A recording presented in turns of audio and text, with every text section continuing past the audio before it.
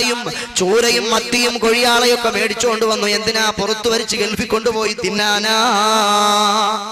അങ്ങനെ മാർക്കറ്റിൽ പോയി മീനും മത്സ്യവും ഒക്കെ മേടിച്ചുകൊണ്ട് വന്നു നോക്കുമ്പോ ഭാര്യയെ കാണുന്നില്ല.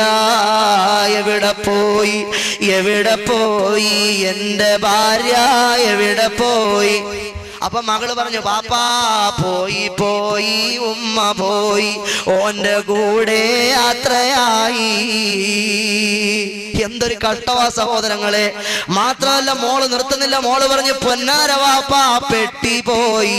പാസ്പോർട്ടും ടിക്കറ്റും പണവും അടങ്ങുന്ന പെട്ടി കൂടി അവൾ എടുത്തുകൊണ്ട് പോയിരിക്കുന്നു. അതാ ഈ പാവപ്പെട്ട സഹോദരനുണ്ടല്ലോ, എല്ലാം നഷ്ടപ്പെട്ടു പോയ പ്രിയപ്പെട്ട സഹോദരൻ, തോന്നിവാസം തന്റെ പ്രിയപ്പെട്ട ഭാര്യയുടെ ഭാഗത്തു നിന്നുണ്ടായപ്പോ അതെല്ലാം സഹിച്ച് സഹനത്തോടെ ക്ഷമയോടെ കൈകാര്യം ചെയ്ത പ്രിയപ്പെട്ട പ്രവർത്തകൻ, ആ പ്രിയപ്പെട്ട സ്നേഹിതനുണ്ടല്ലോ, അദ്ദേഹം കൽബ് പൊട്ടി തകർന്ന അവശനായി നടക്കുകയാണ്. അയാൾക്ക് ഗൾഫിൽ പോകാൻ കഴിയുന്നില്ല. അയാളതാ വിഷമിച്ചൊരു മാസം കഴിഞ്ഞു. ആളുകളൊക്കെ കളിയാക്കാൻ, നീ എവിടുത്തുകാരനാടാ, നിന്റെ പെണ്ണുമ്പിള്ള ഓർത്തന്റെ അയലത്തുകാരൻ്റെ കൂടെ അടിച്ചുകൊണ്ടുപോയി, നീ എന്തുവാടാ കഴിവുകെട്ടോനാന്നോടാ നീ?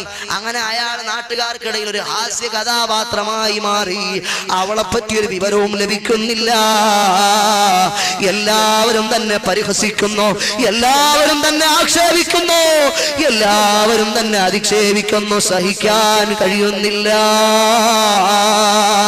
ആ സഹോദരൻ അതാ ഒരു മാസം പൂർത്തിയാകുന്ന ദിവസം തന്റെ വീട്ടിന്റെ അകത്തളത്തിൽ സൂയിസൈഡ് ചെയ്തു പോയി. സഹോദരാ, ആ പ്രിയപ്പെട്ട കുഞ്ഞുമകളില്ലയോ, ഉമ്മാരുടെയോ കൂടെ ഒളിച്ചോടിപ്പോയ പ്രിയപ്പെട്ട പൊന്നുമോൾ, വാപ്പയിതാ തൂങ്ങി മരിച്ചുപോയ പ്രിയപ്പെട്ട പൊന്നുമോൾ, ഒരു മാനസിക രോഗിയെ പോലെ വീട്ടിന്റെ അകത്തളത്തിൽ കിടന്നലറിക്കരയുന്ന ഉമ്മ, ഉമ്മ, വാപ്പാ, ഉപ്പാ, എന്നെ വിട്ടേച്ച് നിങ്ങൾ രണ്ടുപേരും എവിടെയാ പോയത്?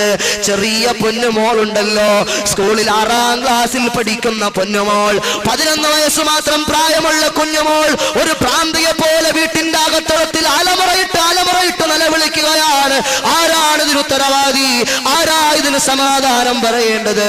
എന്റെ പ്രിയപ്പെട്ട സമൂഹത്തിലെ ചെറുപ്പക്കാരും എന്റെ യുവാക്കളും വളരെ കാർക്കശ്യത്തോടെ ആലോചിക്കേണ്ട